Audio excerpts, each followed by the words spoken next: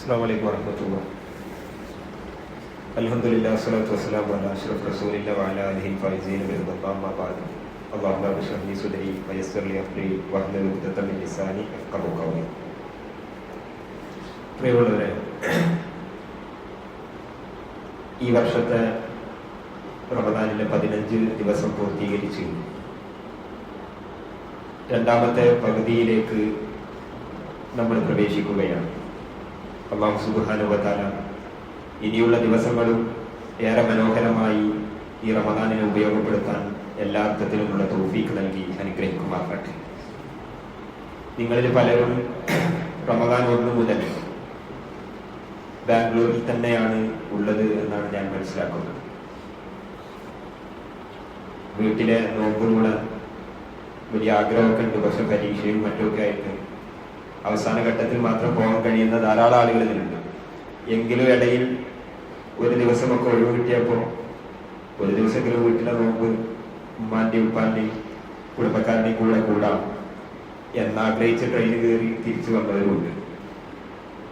കാരണം നമ്മളെ സംബന്ധിച്ചിടത്തോളം നമ്മളുടെ ഏറ്റവും വലിയൊരു ആഗ്രഹവും അഭിലാഷവും ഇവിടുന്ന് എത്ര നല്ല ഫുഡ് നിങ്ങൾക്ക് നൽകിയാലും സ്വന്തം വീട്ടിൽ നിന്ന് കുടുംബത്തിന്റെ കൂടെ ഇരുന്ന് കഴിക്കുന്ന ഇഫ്താറിനോളം മാധുര്യമുള്ള ഒരു അനുഭവം മറ്റൊന്നും ഉണ്ടാവില്ല. ഇന്ന് ഞാൻ നിങ്ങളുടെ മുമ്പിൽ സംസാരിക്കാൻ ആഗ്രഹിക്കുന്നത് നിങ്ങളോട് എന്തെങ്കിലും പ്രത്യേകം പറയുക എന്നതിനപ്പുറം ഇന്നത്തെ സംസാരം നമ്മളെയൊക്കെ പോറ്റി വളർത്തിക്കൊണ്ടിരിക്കുന്ന പ്രിയപ്പെട്ട ഉപ്പക്ക് വേണ്ടിയുള്ള പ്രാർത്ഥനകളായി, അവരെ കുറിച്ചുള്ള ആലോചനകളായി നിർവഹിക്കാം എന്നാണ് ഞാൻ കരുതുന്നത്. വിശുദ്ധ ഖുർആനിൽ ഒരു ഉമ്മ അനുഭവിക്കുന്ന 2 വേദനകളെ കുറിച്ച് പറയുന്നുണ്ട്. അതിൽ ഒന്നാമത്തെ വേദന ലോകത്തുള്ള എല്ലാ ഉമ്മമാരും അനുഭവിക്കുന്നതാണ്. മറിയം ബീവി ഈസാ അലൈഹി ഇസ്ലാമയെ പ്രസവിക്കുന്ന സമയത്തെ കുറിച്ച് പറയുന്ന ഒരു വാക്കുണ്ട്.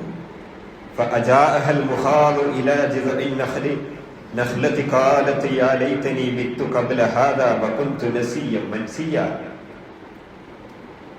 ആ വേദനയുടെ ആഴം, പ്രസവിക്കുന്ന സമയത്തുള്ള വേദനയുടെ ആഴമാണ് പറയുന്നത്. മണലാരുണ്യത്തിലാണ് പ്രസവിക്കുന്നത്. പെടഞ്ഞ് ആ വേദന കാരണം ഒരു പിടിവള്ളി എന്നോണം ഒരു ഈന്തപ്പനയുടെ പച്ച തണ്ട് ലഭിച്ചപ്പോൾ അതിനെ പിടിച്ചു. എന്നിട്ട് മറിയം ബീവി പ്രാർത്ഥിച്ചു, ഇതിന്റെ മുമ്പ്, ഈ പ്രസവിക്കുന്നതിന് മുമ്പൊന്ന് മരണപ്പെട്ടിരുന്നെങ്കിൽ, അല്ലെങ്കിൽ വേണ്ട ഈ വേദനയൊന്ന് മറക്കാൻ കഴിഞ്ഞിരുന്നെങ്കിൽ എന്ന് ആഗ്രഹിച്ചു പോകുന്നു എന്നാണ് പറയുന്നത്.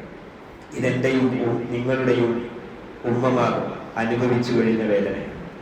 പക്ഷെ ആ വേദന അവർക്കൊരിക്കലും എന്നും ഒരു വേദനയായിട്ടല്ല, അത് കഴിഞ്ഞിട്ട് ഏറെ സന്തോഷത്തോടു കൂടിയായിരിക്കും അവരുണ്ടാവുക. പക്ഷെ രണ്ടാമത് പറയുന്ന ഒരു വേദനയുണ്ട്. അത് മൂസ അലൈഹി ഇസ്ലാമയുടെ ഉമ്മയെ കുറിച്ച് പറയുന്ന, മാതാവിനെ കുറിച്ച് പറയുന്ന സമയത്തുള്ള വേദനയാണ്. ആ കുട്ടിയെ പോറ്റി വളർത്തി ഏറെ പ്രതീക്ഷയോടുകൂടി, അങ്ങേയറ്റം ലക്ഷ്യത്തോടുകൂടി വളർത്തിയെടുക്കാം എന്ന ആഗ്രഹത്തോടു കൂടിയാണ് വളർത്തുന്നതെങ്കിലും അള്ളാഹുവിന്റെ കൽപ്പന പ്രകാരം നൈലിന്റെ നദിയിൽ ഒഴുക്കാൻ തീരുമാനിക്കപ്പെടുന്നു. അള്ളാഹു അങ്ങനെ നിർദ്ദേശിക്കുന്നു. ആ ഒഴുക്കുന്ന സമയത്ത് ആ ഉമ്മയുടെ ഒരു വേദനയെ കുറിച്ച് പറയുന്നുണ്ട്. അതൊരു മാനസികമായ വേദനയാണ്.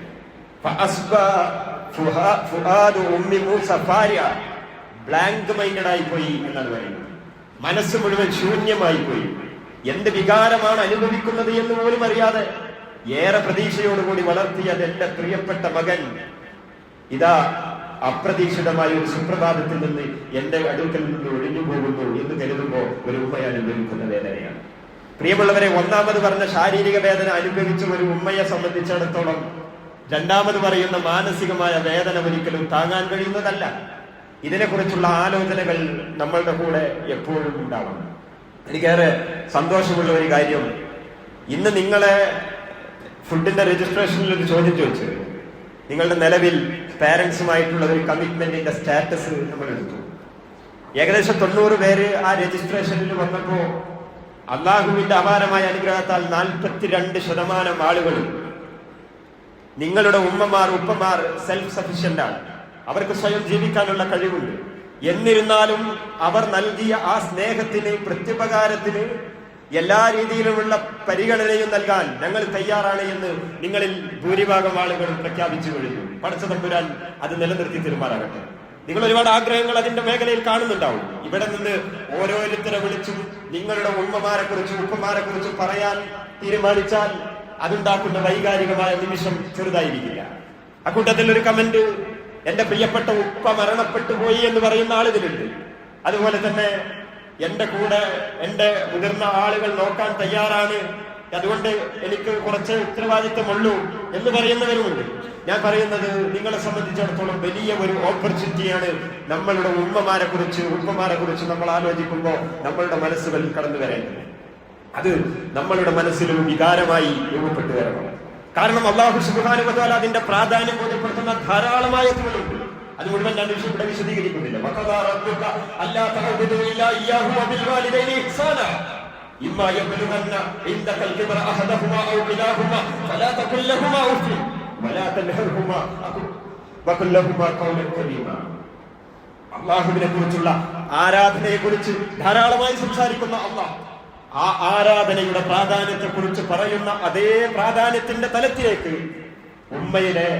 ഉപ്പയുടെ നമ്മുടെ രക്ഷിതാക്കളുടെ ഇഹ്സാനുമായി ബന്ധപ്പെട്ടുകൊണ്ടുള്ള നിലപാട് പ്രഖ്യാപിക്കുകയാണ്. അവരുടെ മുകളിൽ എല്ലാ ചിറകും റഹ്മത്തിന്റെ ചിറകും നിങ്ങൾ വാരിക്കൊടുക്കണം. അത് നിങ്ങൾ ആ ചിറകുമായി നിങ്ങൾ പറഞ്ഞു പറക്കണം. നിങ്ങൾ ഈ വിദ്യാഭ്യാസ കാലഘട്ടത്തിൽ കഴിഞ്ഞ് വലിയ ഉന്നതങ്ങളിലേക്ക് എത്തുമ്പോ ആകാശത്തിന്റെ മുകളിലൂടെ നിങ്ങൾ എല്ലാ രീതിയിലും ഈ അന്തരീക്ഷത്തിൽ വട്ടമിട്ട് പറക്കുമ്പോ ആ പറക്കുന്ന സമയത്ത് ഒരു ചിറകെങ്ങാനും നഷ്ടപ്പെട്ടു കഴിഞ്ഞാൽ എന്നതാണ് ജനാഹൽ ദുല്ല് എന്നതിന്റെ പ്രഖ്യാപനം. ഒരു ചിറക് നഷ്ടപ്പെട്ടാൽ ആ പക്ഷിക്ക് പിന്നെ പറക്കാൻ കഴിയില്ല എന്നതുപോലെ ഉമ്മയെയും ഉപ്പയെയും ഒരുപോലെ പരിഗണിക്കാനും അവർക്ക് വേണ്ടി പ്രാർത്ഥിക്കാനും അവർക്ക് വേണ്ടിയുള്ള കാരുണ്യത്തിന് വേണ്ടിയുള്ള നിലപാട് സ്വീകരിക്കാനും നമുക്ക് സാധിക്കേണ്ടതുണ്ട്. നമ്മളുടെ വയനാട്ടിൽ ചൂരൽമലയിൽ പ്രളയം സംഭവിച്ചപ്പോ പിറ്റേ ദിവസം ഒരു മാധ്യമ പ്രവർത്തകൻ ഒരു ഫീച്ചർ പുറത്തുവിട്ടു. ആ ഫീച്ചറിൽ ഒരു പ്രതീകാത്മകമായ ഒരു ചിത്രമുണ്ടായിരുന്നു. നമ്മളെ ഏറെ വേദനിപ്പിക്കുന്ന ഒരു സംഭവമായിരുന്നു വയനാടിലെ ചൂരൽമലയിൽ നടന്ന ആ പ്രളയം എന്ന് പറയുന്നത്. ആ പ്രളയത്തിന്റെ ദിവസത്തിൽ ഒരു വീട്ടിൽ നിന്ന് ഒരു മകൻ മാത്രം രക്ഷപ്പെട്ടപ്പോ അവൻ സ്വന്തം വീട് കാണിച്ചു കൊടുക്കാൻ വേണ്ടി പോകുന്നു. എന്നിട്ട് അവിടെയാണ് എന്റെ ഉമ്മയും ഉപ്പയും എന്റെ പ്രിയപ്പെട്ടവരും ഉള്ളത്, അവരെ ഒന്ന് എടുത്തു തരുമോ എന്ന് JCB ഡ്രൈവറോട് പറഞ്ഞിട്ട് എടുക്കാൻ വേണ്ടി തയ്യാറാകുമ്പോ അവിടെ പറയുന്ന ഒരു രംഗമുണ്ട്. അവൻ പറയാണ്, അതിന് ഒന്നാമത് ഒരു പ്രളയമുണ്ടായി. ആ പ്രളയത്തിന്റെ സമയത്ത് തന്റെ ഉപ്പ ഈ വീടിന്റെ റാക്കിന്റെ മുകളിൽ കൈപിടിച്ചു. എന്നിട്ട് കുട്ടികളോട് പറഞ്ഞു, ഭാര്യയോട് പറഞ്ഞു, എന്റെ കയ്യിൽ നിങ്ങൾ മുറുക്കി പിടിക്കണം, നിങ്ങൾ ഒരിക്കലും നഷ്ടപ്പെട്ടു പോകരുത്, നിങ്ങൾ എന്നെ മുറുക്കി പിടിച്ചോണ്ട് ഞാൻ എന്റെ പിടി ഈ റാക്കിൽ നിന്ന് ഒരിക്കലും പിടിയില്ല എന്ന് പറഞ്ഞ് പിടിച്ച് നിൽക്കുകയാണ്.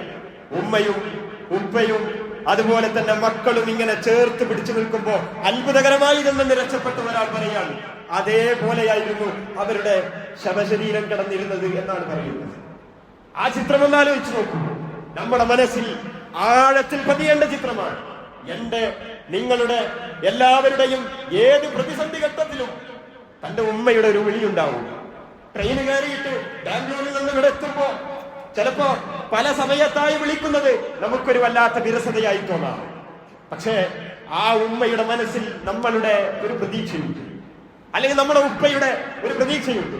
നിങ്ങളൊരു വിദ്യാഭ്യാസപരമായ ആവശ്യത്തിന് വേണ്ടി വന്നപ്പോ, നിങ്ങളുടെ ഏതെങ്കിലും കാര്യത്തിന് വേണ്ടി നിരന്തരമായി വിളിക്കുമ്പോ ഒരുപക്ഷെ നിങ്ങളുടെ മനസ്സിൽ ഇപ്പോൾ അത് അസ്വസ്ഥമായിട്ട് അനുഭവപ്പെടാം.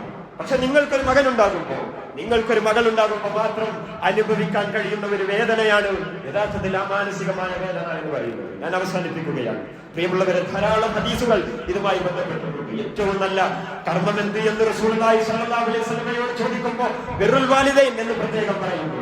ഏറ്റവും അർഹതപ്പെട്ടത് ആരാണ് എന്ന് ചോദിക്കുമ്പോൾ ഉമ്മയാണ്, ഉമ്മയാണ്, ഉമ്മയാണ്, പിന്നെ ഉപ്പയാണ് എന്ന് ഉമ്മയുടെയും ഉപ്പയുടെയും പ്രാധാന്യത്തെ കുറിച്ച് പറയുന്ന ധാരാളം ഹദീസുകൾ നമുക്ക് കാണാൻ കഴിയും. ഞാൻ സമയത്തിന്റെ പരിമിതി പോലും അതൊന്നും പറയുന്നില്ല. നിങ്ങൾ ഒരു നിമിഷം, ഒരു 10 സെക്കൻഡെങ്കിലും നിങ്ങളുടെ ഉമ്മയുടെ മുഖം ഒന്ന് ആലോചിച്ചു നോക്കുക. നിങ്ങളുടെ ഉപ്പയുടെ മുഖം ഒന്ന് ആലോചിച്ചു നോക്കുക. അവരനുഭവിച്ച വേദനയിൽ, അവർ നമുക്ക് തണലായി നിന്നതിന്റെ പേരിൽ നിങ്ങൾക്ക് 42% ആളുകളും ഉമ്മയും ഉപ്പയും സെൽഫ് സഫിഷ്യന്റ് ആണ് എന്ന് പറയുമ്പോ അവർ എടുത്ത പ്രയാണത്തിന്റെ പ്രതിസന്ധിയുടെ ആഴം നമുക്കൊരിക്കലും അറിയില്ല. അവർക്ക് വേണ്ടി ആത്മാർത്ഥമായി പ്രാർത്ഥിക്കണം. അള്ളാഹുവിന്റെ റസൂൽ പറയുന്നുണ്ട്, നിങ്ങൾ എല്ലാ കർമ്മങ്ങളും എല്ലാ ആസ്തി മുതലുകളും ഉപേക്ഷിച്ച് ഈ ലോകത്ത് നിന്ന് മരണപ്പെടുമ്പോ നിങ്ങൾക്ക് ബാക്കിയാകുന്ന ഒന്നേ ഉള്ളൂ എന്ന് പറയുന്ന ചില കാര്യങ്ങളുണ്ട്. അതിൽ ഏറ്റവും പ്രധാനമായി എടുത്തു പറയുന്നത് വലതുൻ സാലിഹുൻ യദഉ ലഹു എന്നാണ്. തന്റെ ഉമ്മക്ക് വേണ്ടി ഉപ്പക്ക് വേണ്ടി മരണസമയത്തിന് ശേഷവും പ്രാർത്ഥിക്കാൻ കഴിയുന്ന ഒരു വൈകാരിക ബന്ധം, ആ ബന്ധത്തിലേക്ക് എത്താൻ അവർക്ക് വേണ്ടി പ്രാർത്ഥിക്കാൻ അല്ലാഹുമ്മ റബ്ബിർഹംഹുമാ കമാ റബ്ബയാനി സഗീറ എന്ന പ്രാർത്ഥന ദിവസത്തിൽ പലതവണ ആവർത്തിക്കാൻ കഴിയുമെങ്കിൽ അങ്ങനെ, അല്ലെങ്കിൽ ഒരു ദിവസത്തിൽ ഒരിക്കലെങ്കിലും നിങ്ങൾ ആവർത്തിക്കണമെന്നാണ് പ്രിയമുള്ളവരെ ഈ സമയത്ത് നിങ്ങളോട് അല്ലാഹു സുബ്ഹാനഹു വ തആല ആ രീതിയിൽ നമ്മുടെ ഉമ്മയുടെ ഉപ്പയുടെ നമ്മുടെ രക്ഷിതാക്കളുടെ എല്ലാ ദറജകളും ഉയർത്തിക്കൊടുക്കുമാറാകട്ടെ. അവർക്ക് എല്ലാ കാരുണ്യത്തിന്റെ ചിറകുകളും വിരിച്ചു കൊടുക്കാൻ നമുക്കെല്ലാ അർത്ഥത്തിലുമുള്ള തൗഫീഖ് നൽകി അനുഗ്രഹിക്കുമാറാകട്ടെ. ഇന്ന് നിങ്ങളുടെ മുമ്പിൽ അറിയിക്കാനുള്ള ഒരു അറിയിപ്പ്, നമ്മൾ ഏകദേശം കുറെ ദിവസമായിട്ട് ഒരേ റൂട്ടീനിലാണ് നമ്മളിവിടെ കഴിയുമ്പോൾ. വളരെ നിങ്ങൾ വരുന്നു, ഭക്ഷണം കഴിക്കുന്നു, അല്ല ആദ്യത്തെ ഇഫ്താർ കഴിയുന്നു, പിന്നെ പാർസൽ എടുത്ത് പോവുകയാണ്. നമുക്കിതുവരെ കുറെ ആളുകളുമായിട്ട് അനുഭവത്തിലായിട്ടൊക്കെ സംസാരിക്കലുണ്ട്, നിങ്ങളുമായിട്ടുള്ള ഇന്ററാക്ഷൻ നടക്കലുണ്ട്. നിങ്ങളിൽ തന്നെ പല ആളുകളും പല ആൾക്ക് ബന്ധം കുറവാണ്. കുറെ ഗ്യാങ്ങുകളുണ്ട്, ഒരു ഗ്യാങ് ഒരുപാടുണ്ട്. നിങ്ങൾക്ക് തന്നെ പരസ്പരം ബന്ധപ്പെടാനുള്ള ഒരു സമയം ഒരു പക്ഷേ കിട്ടിയിട്ടുണ്ടാവും. കാരണം നമ്മൾ ഒരു റമദാനിലൂടെ രൂപപ്പെട്ടു വന്നൊരു ബന്ധമാണ്. അപ്പൊ ഞാൻ ഇന്നലെ ഇവിടുത്തെ SUK കമ്മ്യൂണിറ്റിയോട് ആവശ്യപ്പെട്ടിട്ടുണ്ട്, ഒരു ദിവസം അവർക്കൊരു നല്ല ഒരു പ്രീമിയം ഇഫ്താർ ഇവിടെ പിന്നെ ഭക്ഷണമൊക്കെ കൊടുത്ത് ഇവിടെ തന്നെ ഭക്ഷണം കഴിച്ച് ഈശാ നമസ്കാരത്തോടുകൂടി തറാവീഹോടുകൂടി ചെയ്യുന്ന രീതിയിലുള്ള ഒരു പ്ലാന് നമ്മൾ കാണുന്നുണ്ട്. ഇൻഷാ അല്ലാഹ് അടുത്ത ആഴ്ചയാണ് നമ്മളത് ആഗ്രഹിക്കുന്നത്. 10, 11, 12 ഏതെങ്കിലും ദിവസമാണ്. അങ്ങനെ പറയാൻ കാരണം നിങ്ങള് കുറെ ആളുകൾക്ക് എക്സാം ഉണ്ട്, പിന്നെ ചില ആളുകൾക്ക് അപ്പൊ ഏറ്റവും കൂടുതൽ ആളുകൾക്ക് എന്താണ് വരാൻ കഴിയാനുള്ള ഒരു പോള് നാളെ ഉണ്ടാവും. ഇപ്പൊ നിലവിലൊരു പോളിംഗ് സിസ്റ്റം തന്നെ തൽക്കാലം ടിക്കറ്റ് ബുക്ക് ചെയ്യണ കാര്യമാണ്. നിങ്ങൾക്ക് അറിയാം അല്ലെ?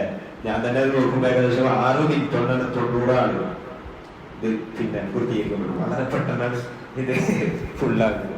അപ്പൊ ഇതൊരു പിന്നെ ആ ഒരു പരിഗണനയിലല്ല. നാളത്തെ നിങ്ങൾ ഒരു കാര്യമായിട്ട് നിങ്ങൾ ഏത് ദിവസമാണ് വരുന്നത്, വരാൻ കഴിയുക എന്നുള്ളൊരു പോളുണ്ട്. അത് വെച്ചുകൊണ്ട് നമുക്ക് ഇൻഷാ അല്ലാഹ് മാനേജ് ചെയ്യണം എന്നുള്ളതാണ്. പിന്നെ അന്ന് കൂടുതൽ പ്രഭാഷണങ്ങൾ ഉണ്ടാവില്ല. പിന്നെ പ്രഭാഷണം ഒരു തെറ്റായതുകൊണ്ടല്ല കേട്ടോ പറയുന്നത്. പ്രത്യേകിച്ച് നിങ്ങളുടെ കാലത്ത് നമുക്കൊരു നെറ്റ്വർക്കിങ്ങിനുള്ള ഒരു ഓപ്പർച്യൂണിറ്റി, അതിനനുസരിച്ചുള്ള ഒരു പരിപാടി ആലോചിക്കുന്നുണ്ട്. ഒരു മറക്കാനാവാത്തൊരു അനുഭവം തരാൻ കഴിയും എന്ന പ്രതീക്ഷയാണ് ഉള്ളത്. നിങ്ങളും എത്ര കണ്ട് നമ്മളോട് എൻഗേജ് ചെയ്യോ അതിനനുസരിച്ച് നല്ലൊരു ഒരു ഓപ്പർച്യൂണിറ്റി ആയിരിക്കും. അപ്പൊ സ്ഥിരമായിട്ട് വരുന്ന ആളുകൾ നിർബന്ധമായിട്ടും നാളത്തെ ആ കോളിന് നിർബന്ധമായിട്ടും പങ്കെടുക്കുക. പിന്നെ അതിന്റെ രജിസ്ട്രേഷൻ പിന്നെ വേറൊരു ദിവസം നമ്മൾ ചെയ്യും. നാളെ ആ ഒരു കോൾ എടുത്ത് നമുക്ക് ആ ഡേറ്റ് ഫിക്സ് ചെയ്യണം. അപ്പോ മനസ്സിലായിട്ടുണ്ടാവില്ലല്ലോ അതിന്റെ ഗൗരവം. അപ്പൊ ഇൻഷാ അല്ലാഹ് ആ രീതിയിൽ അന്ന് നല്ല കുറച്ചുകൂടി നല്ല ഫുഡ് നമ്മൾ ആവശ്യപ്പെട്ടിട്ടുണ്ട്. എന്താണ് ചെയ്യാൻ കഴിയാന്നുള്ളത് നമുക്ക് നോക്കാം. എല്ലാ സംഗതികളും നോക്കിയിട്ട് അതിന് വേണ്ട കാര്യങ്ങൾ ചെയ്തു തരാം. അപ്പോ അത് നിങ്ങളുടെ ഓർമ്മയിലുണ്ടാവണം. എല്ലാ അർത്ഥത്തിലും നമ്മളുടെ സർക്കാർ അല്ലാഹു സ്വീകരിക്കുമാറാകട്ടെ. اللهم اغفر لنا يا رب العالمين. اللهم ارحمنا يا رب العالمين. اللهم اعتقنا من النار وادخلنا الجنة يا رب العالمين. اللهم انك عفو تحب العفو فاعف عنا. اللهم رب ارحمهما كما ربياني صغيرا. اللهم رب ارحمهما كما ربياني صغيرا. اللهم ربنا تقبل منا انك انت السميع العليم وتب علينا انك انت التواب الرحيم. امين امين برحمتك يا ارحم الراحمين. السلام عليكم ورحمة الله وبركاته.